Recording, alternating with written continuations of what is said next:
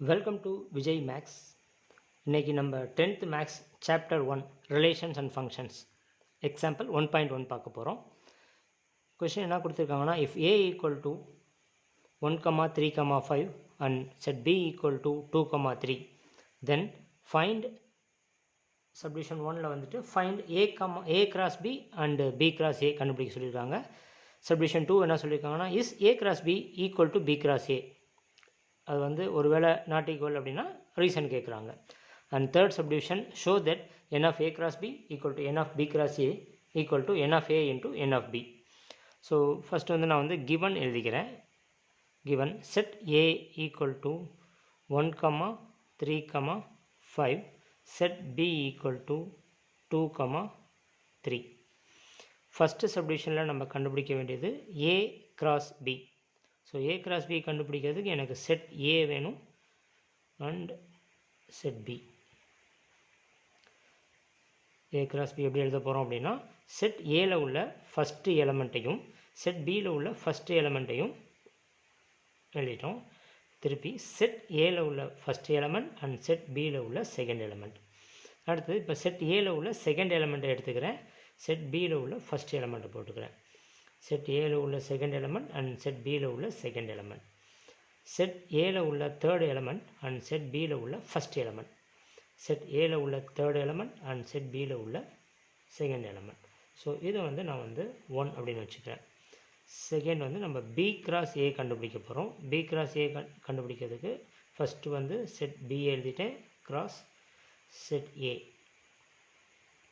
So B cross A எப்படி வரும் அப்படின்னா, முன்னாடி பண்ண மாதிரியே 2,1 2,3 2,5 3,1 3,3 3,5. ஸோ இதை வந்து நான் 2 அப்படின்னு வச்சுக்கிறேன். இப்போது ஃபஸ்ட்டு சப்டிவிஷனில் கேட்ட A cross B and B cross A ரெண்டுமே கண்டுபிடிச்சிட்டோம். செகண்ட் சப்டிவிஷனில் என்ன கேட்குறாங்க, is A cross B equal to B cross A அப்படின்னு கேட்குறாங்க. முதல்ல வந்துட்டு அதுக்கு என்ன பண்ணும், ஃப்ரம் 1 and 2 ஃப்ரம் 1 and 2 நம்ம நேம் போட்டிருக்கோம் 1 and 2. அந்த 1 and 2லேருந்து என்ன சொல்லலாம் அப்படின்னா, A cross B not equal to B cross A. அதுக்கு ரீசனும் நம்ம சொல்லணும். என்ன சொல்ல போகிறோம் அப்படின்னா, 1,2 செட் ஏ கிராஸ் பியில் உள்ள 1,2 is not equal to B cross ஏல உள்ள 2,1. அதே மாதிரி 1,3 நாட் ஈக்குவல் டு 3,1. ஆர்டர் பேரை பொறுத்த வரைக்கும் 1,2 இஸ் நாட் ஈக்குவல் டு 2,1. அதே மாதிரி 1,3 நாட் ஈக்குவல் டு 3,1. இது மாதிரி இன்னும் மற்ற எலமெண்ட்ஸுக்கும் நம்ம வந்து சொல்லலாம், எக்ஸெட்ரான்னு போட்டலாம். ஸோ இதுதான் reason. therefore A cross B not equal to B cross A. அடுத்தது தேர்ட் சொல்யூஷன் என்ன கேட்குறாங்க, N of A cross B. First நம்ம ஏ கிராஸ் பி ஆல்ரெடி கண்டுபிடிச்சிட்டோம். அதில் எத்தனை எலமெண்ட்ஸ் இருக்குது அப்படின்னு சொல்லிட்டு எழுத போகிறோம். இங்கே இதில் ஏ கிராஸ் பியில் எத்தனை எலமெண்ட்ஸ் இருக்குது பாருங்கள், 1 2 3 4 5 6. So N of A cross பிங்கிறது 6. Similarly N of B cross A அதில் எத்தனை எலமெண்ட் இருக்குதுன்னு பார்த்தீங்கன்னா 1 2 3 4 5 6 எலமெண்ட்ஸ் இருக்குது. இதுமாதிரி என் ஆஃப் ஏ வந்து ஏங்கிற செட்டில் எத்தனை எலமெண்ட்ஸ் இருக்குது, 3. என் ஆஃப் பிங்கிற செட்டில் 2 எலமெண்ட் இருக்குது 1,2. ஸோ நான் வந்து N of A into N of B கண்டுபிடிக்க போகிறேன்.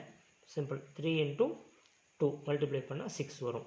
ஸோ இதில் வந்து நமக்கு என்ன தெரியுது, என் ஆஃப் ஏ கிராஸ் பினாலும் 6 தான், என் ஆஃப் பி கிராஸ் ஏனாலும் 6 தான், N of A into N of பினாலும் 6 தான். Therefore N of A cross B equal to N of B cross A equal to N of A into N of B.